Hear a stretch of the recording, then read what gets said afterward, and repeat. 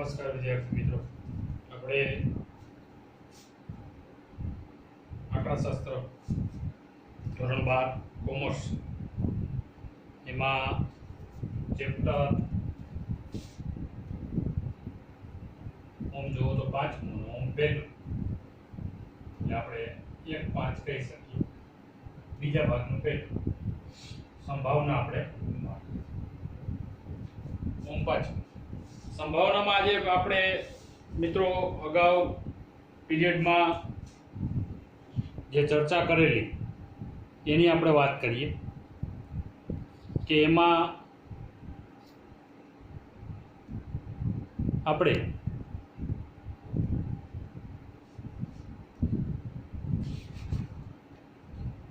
યાદચ્છિક પ્રયોગો છે એ આપણે ક્લિયર કર્યા હતા, તેના લક્ષણો. આજે આપણે નિદર્શ અવકાશની વાત કરવાની છે મિત્રો. પાના નંબર 3 ઉપર નિદર્શ અવકાશ પ્રશ્ન લખી લેજો મિત્રો. નિદર્શ અવકાશ એટલે શું? તો હું વાંચું છું મિત્રો. કોઈ પણ યાદચ્છિક પ્રયોગના શક્ય તમામ પરિણામોના ગણને તે યાદચ્છિક પ્રયોગનો નિદર્શ અવકાશ કહે છે. લખી લેજો મિત્રો. કોઈ પણ યાદચ્છિક પ્રયોગના શક્ય તમામ પરિણામોના ગણને તે યાદચ્છિક પ્રયોગનો નિદર્શ અવકાશ કહે છે. તેને સંકેતમાં u અથવા s વડે દર્શાવવામાં આવે છે. જો મિત્રો એમાં લખ્યું છે તેને સામાન્ય રીતે u અથવા s વડે સંકેતમાં દર્શાવાય. ત્યારબાદ એમાં નીચેની લીટી બીજી લખી લેજો મિત્રો. નિદર્શ અવકાશના ઘટકોને નિદર્શ બિંદુઓ કહે છે. આ પણ લીટી મિત્રો લખી નાખ્યું કે ભાઈ નિદર્શ અવકાશના ઘટકોને શું કહેવાય? તો કે નિદર્શ બિંદુ કહેવામાં આવે છે. તો હવે મિત્રો આપણો પ્રશ્ન ક્લિયર થયો કે નિદર્શ અવકાશ એટલે શું? તો કે કોઈ પણ યાદચ્છિક પ્રયોગના શક્ય તમામ પરિણામોના ગણને તે યાદચ્છિક પ્રયોગનો નિદર્શ અવકાશ કહેવામાં આવે છે. તેને સંકેતમાં u અથવા s વડે દર્શાવવામાં આવે છે. ત્યારબાદ નિદર્શ અવકાશના ઘટકોને, એટલે નિદર્શ અવકાશની અંદર જે તમે ઘટકો લખેલા છે તેને કહેવાય નિદર્શ બિંદુઓ. એટલે એટલું કમ્પ્લીટ લખી લીધું મિત્રો. નિદર્શ અવકાશ એટલે શું, એનો સંકેત શું, તો કે u. હવે મિત્રો નિદર્શ અવકાશ માટેના આપણે ઉદાહરણો આપ્યા છે. તો કે જો એક સમતોલ સિક્કો આપણે ઉલારીએ તો એનું સમજવા માટે છે નિદર્શ અવકાશ આપણે પછી નેક્સ્ટ ઉદાહરણો આપ્યા છે એમાં લખવું છે. તો કઈ રીતે લખાય? તો કે એક સમતોલ સિક્કો ઉલારો તો એના કુલ પરિણામો બે મળશે. ક્યાં ક્યાં મિત્રો?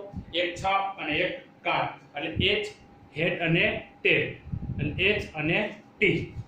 એટલે આપણે ઈ તો ખબર જ છે મિત્રો, એટલે એ કઈ ટેન્શન લેવાનું નથી. આપણે ક્લિયર જ છે કે ભાઈ છાપ અથવા કાટ. એટલે આપણે એને સંકેતમાં લખવું હોય તો કે નિદર્શ અવકાશ u બરાબર h t અથવા નિદર્શ અવકાશ u બરાબર th. એટલે પહેલા છાપ પછી કાટ અથવા પહેલા કાટ પછી છાપ. આ રીતે પણ મિત્રો તમે લખી શકો. કેમેરામાં મિત્રો ઘણીવાર ઉતારવામાં ઘણીવાર તકલીફ પડે છે. અગાઉના પીરિયડમાં પણ થયું હતું, કારણ કે ઝૂમ થવાના કારણે ઘણીવાર તમને ક્લિયરિટીમાં પ્રોબ્લેમ આવતો હોય છે. પણ ટેન્શન લેવાની ચોપડી સાથે જોતા જજો એટલે કઈ ટેન્શન રહે નહીં. ત્યારબાદ એક પ્રયોગ 2 ની વાત કરી તો એક સમતોલ પાસો ઉલારીએ 6 બાજુવાળું. તો એના નિદર્શ અવકાશ કેમ લખાય મિત્રો? તો કે u બરાબર 1 2 3 4 5 6. રેડી? આ એક સમતોલ પાસાના નિદર્શ અવકાશો છે. 1 2 3 4 5 6.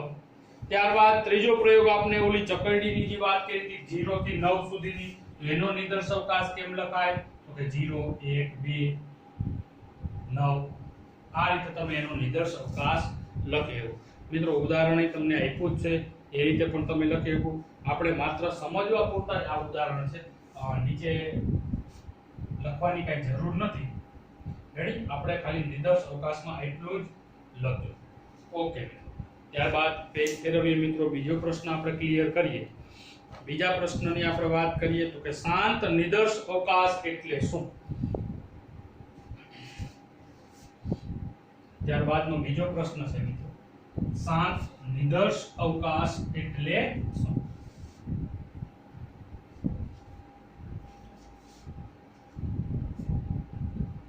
તો એમાં મિત્રો પાના નંબર 4 ઉપર યાદચ્છિક પ્રયોગના નિદર્શ અવકાશમાં કુલ શક્ય પરિણામોની સંખ્યા પરિમિત હોય તો તેવા નિદર્શ અવકાશને શાંત નિદર્શ અવકાશ કહેવાય.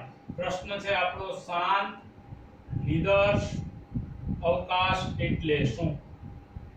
તો જવાબમાં લખશો મિત્રો, યાદચ્છિક, હું ટૂંકમાં લખું છું, પ્રયોગના નિદર્શ અવકાશમાં કુલ શક્ય પરિણામો ની સંખ્યા પરિમિત હોય તો તેવા નિદર્શ અવકાશને શાંત નિદર્શ અવકાશ કહેવામાં આવે છે. એટલે યાદચ્છિક પ્રયોગના જે નિદર્શ અવકાશમાં કુલ પરિણામોની સંખ્યા છે આપણે ચોક્કસ જાણી શકીએ તેટલી હોય, ચોક્કસ હોય તેવા પ્રયોગને અથવા તેવા નિદર્શ અવકાશને કેવો કહેવાય? તો કે શાંત નિદર્શ અવકાશ કહેવાય. આપણે જાણી શકીએ, લખી શકીએ, ચોક્કસ હોય, અનંત નહીં. એટલે પ્રશ્નમાં આપણે લખશું, યાદચ્છિક પ્રયોગના નિદર્શ અવકાશમાં કુલ શક્ય પરિણામોની સંખ્યા જ્ઞાત હોય, પરિમિત હોય તેવા નિદર્શ અવકાશને શાંત નિદર્શ અવકાશ કહેવામાં આવે છે. જે આપણે અગાઉ મિત્રો ઉપરના 3 પરિણામો જે આપણે ભણ્યા એ બધાય ઉદાહરણો કેવા છે? તો કે શાંત નિદર્શ અવકાશના. તો આમાં લખશો, દાખલા તરીકે એક સિક્કો ઉછાળવું, લખી લેજો મિત્રો, ઉછાળવાના પરિણામો. એક સમતોલ સિક્કો ઉછાળવાના પરિણામો. રેડી? આ છે શાંત નિદર્શ અવકાશના પરિણામ. તો કે યાદચ્છિક પ્રયોગના નિદર્શ અવકાશમાં કુલ શક્ય પરિણામોની સંખ્યા જ્ઞાત હોય, પરિમિત હોય, જાણી શકાય તેટલી હોય, લખી શકાય તેટલી હોય તેવા નિદર્શ અવકાશને કેવો કહેવાય? તો કે શાંત નિદર્શ અવકાશ. એટલે અહીંયા પરિમિત શબ્દ હોય તો આપણે પણ આ જ લખશું. ઓકે મિત્રો. ત્યારબાદ બીજો પ્રશ્ન, એના પછીનો નેક્સ્ટ ના પ્રશ્નની આપણે વાત કરીએ.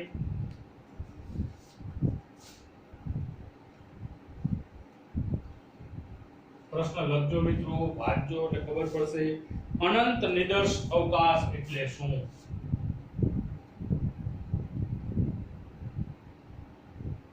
હવે આવશે અનંત નિદર્શ અવકાશ એટલે શું? તો કે યાદચ્છિક પ્રયોગના નિદર્શ અવકાશમાં કુલ શક્ય પરિણામોની સંખ્યા અપરિમિત હોય તેવા નિદર્શ અવકાશને અનંત નિદર્શ અવકાશ કહેવાય. તો અહીંયા કેવું હોય? અપરિમિત, અનંત સુધી જે હોય એવા નિદર્શ અવકાશ ચોક્કસ સંખ્યામાં આપણે લખી શકતા નથી. અનંત હોય, પાછળ ટપકા કરી નાખો તેવા નિદર્શ અવકાશને અનંત નિદર્શ અવકાશ કહેવાય. દાખલા તરીકે એક સિક્કો તમે ઉછાળો, જ્યાં સુધી છાપ મળે ત્યારે પ્રયોગ બંધ. સોરી, એક સાથે એક સિક્કાની જ આપણે વાત કરી કે ભાઈ તમે ઉછાળો અને છાપ મળે એટલે પ્રયોગ બંધ. માની લો કે તમે છાપ ઉલે, સોરી સિક્કો ઉલે, કાટ મેળી, તો પ્રયોગ પાછો ચાલુ રાખવાનો, પાછો ઉલે, કાટ મેળી, આવી રીતે ચાલુ સતત ચાલ્યા જ રાખે. આને કહેવાય અનંત નિદર્શ અવકાશ. અહીંયા આપણે ઉદાહરણ આપ્યું છે મિત્રો, આપણે ઉદાહરણ પણ લખી લેશું. દાખલા તરીકે તમે આખું લખી લેજો, હું બોલી જાઉં એ લીટી લખવાની છે. અનંત નિદર્શ અવકાશમાં યાદચ્છિક પ્રયોગના નિદર્શ અવકાશમાં કુલ શક્ય પરિણામોની સંખ્યા અપરિમિત હોય તેવા નિદર્શ અવકાશને અનંત નિદર્શ અવકાશ કહે છે. દાખલા તરીકે ઉત્પાદિત ઇલેક્ટ્રિક બલ્બનું આયુષ્ય કલાકમાં માપીએ એટલું લખજો. તો એનો નિદર્શ અવકાશ u બરાબર આપને આપ્યો છે, u બરાબર L/L 0 કે જ્યાં L ઉપગણ R એટલું લખી લીધું મિત્રો. એટલે ઇલેક્ટ્રિક બલ્બ છે એ 0 થી માંડી અને સતત એનું નક્કી કરી શકાય નહીં કેટલી કલાક, કેટલા દિવસો, કેટલા વર્ષ છે ઇલેક્ટ્રિક બલ્બ હાલશે. એટલે આપણે એમ કહી શકીએ કે ઉત્પાદિત બલ્બ જે છે, બલ્બનું આયુષ્ય, ઉદાહરણમાં મેં તમને કીધું તો આ લખજો, ઉત્પાદિત બલ્બનું આયુષ્ય. તો કેવો નિદર્શ અવકાશનું ઉદાહરણ છે? તો કે અનંત નિદર્શ અવકાશનું. કેમ? કારણ કે 0 થી માંડી કેટલું ચાલશે એ નક્કી કરી શકાય નહીં. એટલે અહીંયા એનો નિદર્શ અવકાશ લખી લેજો મિત્રો. ચોપડીમાં આપ્યો છગડીયા કૌંસમાં L/L 0 થી સ્ટાર્ટ, 0 એવો હોય, લે એવો હોય, ઉડી જાય, L ઉપગણ આ, બસ એટલું લખી લેજો.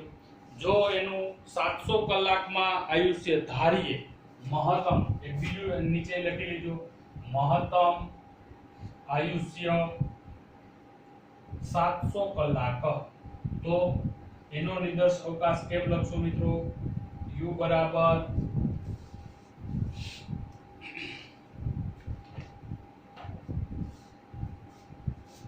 ઉદાહરણમાં આપ્યું છે મિત્રો L0 કે જ્યાં 700 L ઉપગણ R છગડીયું કૌંસ. ઓકે મિત્રો, ઘણી વાર 1 માર્કના પ્રશ્નોમાં પણ આ પૂછી લઈએ તો આટલું લખજો મિત્રો. એનું ધારો કે એક બલ્બનું આયુષ્ય મહત્તમ 700 કલાક ધારવામાં આવે તો એનો નિદર્શ અવકાશ લખો. તો u બરાબર L/0 થી L કેટલો? 700 કલાક, L ઉપગણ R. આ રીતે લખજો, કારણ કે ઘણીવાર 1 માર્કના પ્રશ્નોમાં પૂછી શકાય કે મહત્તમ બલ્બનું આયુષ્ય 700 કલાક છે તો એનો નિદર્શ અવકાશ લખો.